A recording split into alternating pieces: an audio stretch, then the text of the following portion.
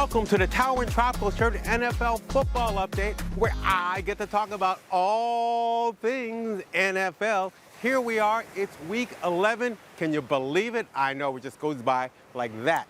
And before we get into the games, I just want to say a couple of things about the state of quarterbacking in the NFL. Oh my God, if you're a quarterback in the NFL, you've got a target on your back. I've never seen a season like this where so many star players, star quarterbacks have gone down. We've just lost Joe Burrow out for the season with a wrist injury. Deshaun Watson, my favorite player, is now out for the season with a shoulder injury. I mean, if you're a quarterback in the AFC North right now, you got to be like, somebody coming to get me? I don't know. So we'll see how those teams fare. But right now, I would say that the Ravens have a clear shot to take the title in the AFC North. But let's get to the games right now. We're going to start off with an AFC North clash of titans. Well, I don't know about titans, but it's an AFC rivalry nonetheless. The Pittsburgh Steelers going into Cleveland to take on the Clowns.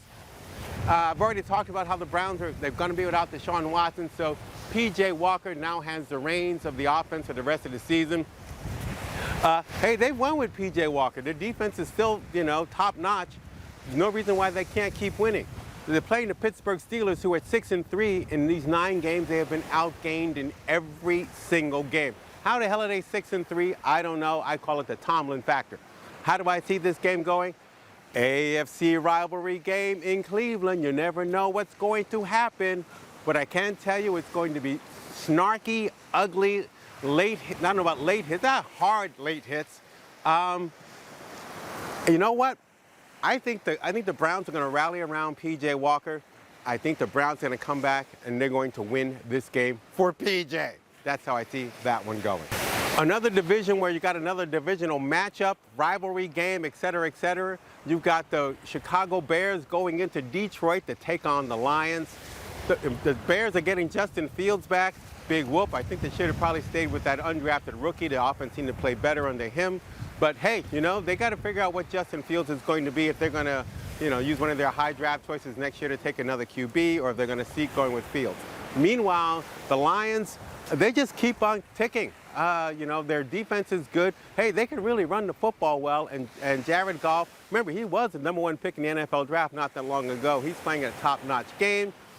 Again, rivalry game. You never know which team is going to win this. Sometimes you just throw the records out the window. But in this particular case, I like the Lions to win, especially as a present to Meg Russell. Yay, congratulations on your engagement. That's why the Lions are going to win for you. Another intriguing matchup, we got the Las Vegas Raiders going into Miami to take on the Dolphins. Now, the Raiders, since they've changed coaches, have won 2 in a row. I told you Josh McDaniels sucked out loud. Antonio Pierce has them playing good, hard-nosed, physical football, kind of like what he was like when he was a player. However, in those 2 games that they won in a row, they faced the Giants and the Jets, 2 of the most inept offenses that money can buy. Now they're going to Miami to take on the Dolphins, high-flying, high-scoring track team in pads.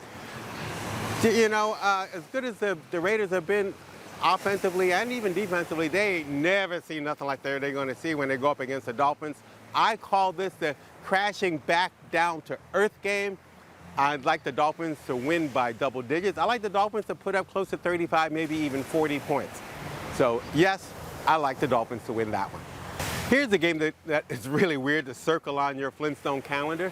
The Minnesota Vikings going into Denver to take on the Broncos.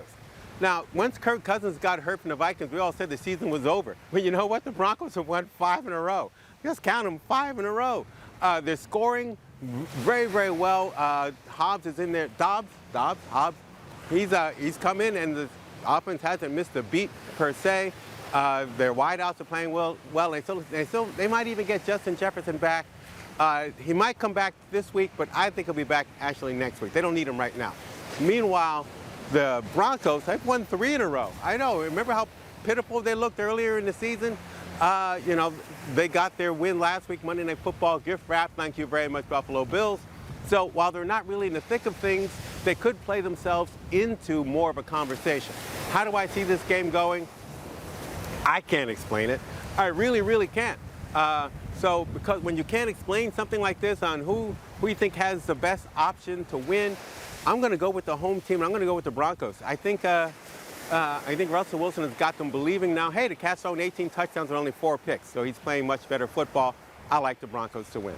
And when you talk about, dysfunctional quarterback play, you can't leave out the New York Jets. They go into Buffalo to take on the Bills. Strange as this sounds, you can't leave out the Bills either. First of all, we all know how bad the quarterback play has been for the Jets. They had a chance to win last week, but yes, Zach Wilson threw another fourth quarter pick that killed the team. Thank you very much, Zach. I did not sleep much that night either. Meanwhile, the Bills, they've already fired their offensive coordinator, Ken Dorsey, because as bad as the Jets have been in quarterback play, did you know, what's his name? Josh Allen is like leading the league in turnovers, and he's gotten the most turnovers of any quarterback since 2018. That doesn't track. People still want to call him the best quarterback in the league. Hey, he might as well be working at McDonald's, because the Cat is a turnover machine. How do I see this game going? I am not sure. Again, not sure. These are two teams that are struggling. However, the Jets always play them very, very, very, very, very, very well. They beat them earlier this year. They went 1-1 against them last year. They probably could have even won the second game. Not sure who's got the lower morale right now, whether it's the Jets or the Bills. So how do I see this game going? It's going to be ugly. That's first and foremost, it is going to be an ugly game. First team to 17 is going to win. I will never, ever pick the Jets to lose to the Bills, not win. I got to see Ellen probably at the bar at Rowdy Joe's later. So that's why I'm taking the Jets. Against my better judgment, Zach, you're going to hose me again, most likely, but I'm still going to take the Jets to win. And finally, Monday Night Football, it's a rematch of last year's Super Bowl. The Philadelphia Eagles going into Kansas City to take on the Chiefs.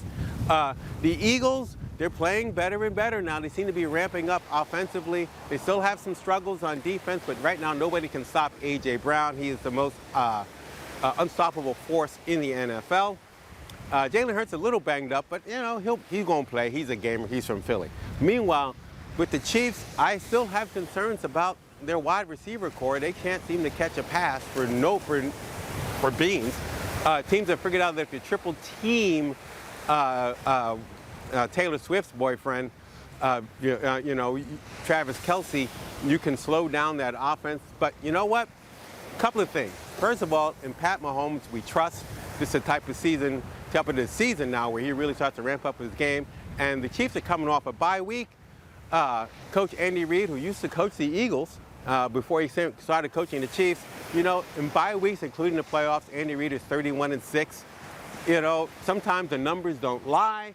I don't think they do here. It should be an exciting matchup on Monday Night Football, but I like the Chiefs to win that one. So there you have it. Them are the picks. How am I doing so far this season? Well, I got my butt handed to me last week, went 2-4. NFL will humble you, but I am still pretty much way over 500. I think I'm going at a 580 clip. So you like my picks, don't like my picks, check out my YouTube channel.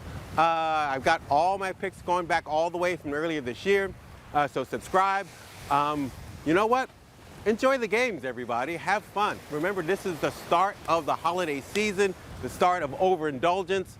So what better way to start overindulging than watching football? Hey, and if you're on St. Croix, come check us out at Rowdy Joe's this afternoon, where we're going to have beer and shots and chicken wings and talking a lot of football. So enjoy yourselves, everybody. See you soon.